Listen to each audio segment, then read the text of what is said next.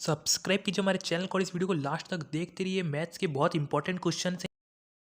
Students, अगर आप class 10th में तो इस वीडियो को पूरा देखिएगा, क्योंकि इस वीडियो के अंदर क्लास 10th के मैथमेटिक्स के 1 मार्क्स के और 2 मार्क्स के बहुत ही ज़्यादा इंपॉर्टेंट क्वेश्चंस बताए गए हैं, जो कि आपके board examination point of view से बहुत ही ज़्यादा इंपॉर्टेंट है। ये क्वेश्चंस आपके बोर्ड एग्जाम्स में आ सकते हैं। तो बिना किसी देरी के वीडियो को स्टार्ट करते हैं।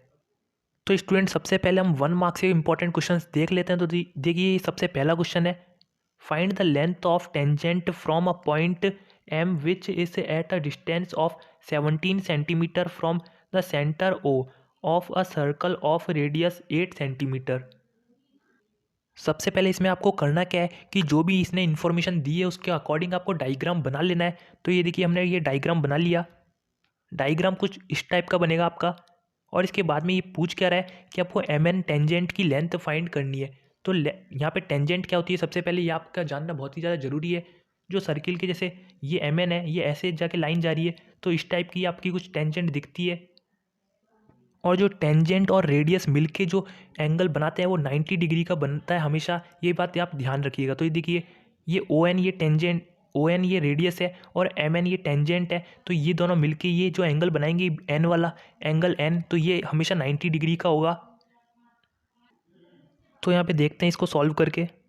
ये देखिए, since M N is a tangent of circle, हमने आपको बताया था कि एम एन टेंजेंट है सर्किल की। और यहाँ पे M M N O 90 degree का बनता है एंगल, ये भी हमने आपको बता दिया। और ये देखिए, M O two equals to M N two plus O N two. उसके बाद में यहाँ पे देखिए 172 equals to M N two plus 82, 289 equals to M N two plus 64, 289 minus 64 equals to M N two equals to 225, M N equals to 15। तो यहाँ पे देखिए, ये जो लेंथ होगी एम एन टेंजेंट की वो होगी आपकी 15 सेंटीमीटर। अगर आपने ये सर्किल वाला चैप्टर अच्छे से इसको सॉल्व करा है तो आपको ये क्वेश्चन समझ में आ गया होगा। अगर आपने अभी तक सॉल्व नहीं किया है तो उस वाले चैप्टर को एक बार अच्छे से पढ़िए और ये इंपॉर्टेंट क्वेश्चन आपको समझ में आ जाएगा। ये देखिए, अगला जो आपको क्वेश्चन है वो है एपी चैप्टर से, अर्थमेटिक प्रोग्रेशन चैप्टर से। तो यहाँ पे देखिए, if the common difference of A P is 3 then find A20 minus A15। Solution इसका दे रखा है, let the first term of A P be A N equals to A bracket में एन माइनस 1 ब्रैकेट में D. और यहाँ पे देखिए A20 इक्वल्स टू इस टाइप का कुछ दे रखा है। आप इसका सॉल्यूशन देख लीजिएगा। अब देखते हैं कि इसका आंसर क्या है। तो इसका जो आंसर होगा वो कुछ इस टाइप का होगा, 5D। और ये देखिए इस टाइप का। अब अगला आपका जो क्वेश्चन है वो है आपका 2 मार्क्स के क्वेश्चन यहाँ पे स्टार्ट होते हैं। ये देखिए, 2 मार्क्स का आपका जो सबसे पहला क्वेश्चन है वो है, solve the following system of linear equation by substitution method. आपको सब्स्टिट्यूशन मेथड से लीनियर इक्वेशन सॉल्व करनी है। ये आपकी इक्वेशन दे रखी है, 2x minus Y equals to 2x plus 3y equals to 15। तो इसको सॉल्व कैसे करते हैं एक बार देख लेते हैं। Here 2x minus Y equals to 2। और यहाँ पे देखिए, y को अपन ने यहीं पे छोड़ दिया और यहाँ पे जो 2x था उसको वहाँ पे भेज दिया, तो ये 2x। तो कुछ इस टाइप की आपकी इक्वेशन बन जाएगी, y equals to 2x minus 2। फिर उसके बाद में आप देखिए x plus 3y equals to 15। ये आपकी अगली इक्वेशन है। सॉरी गाइस, यही इक्वेशन है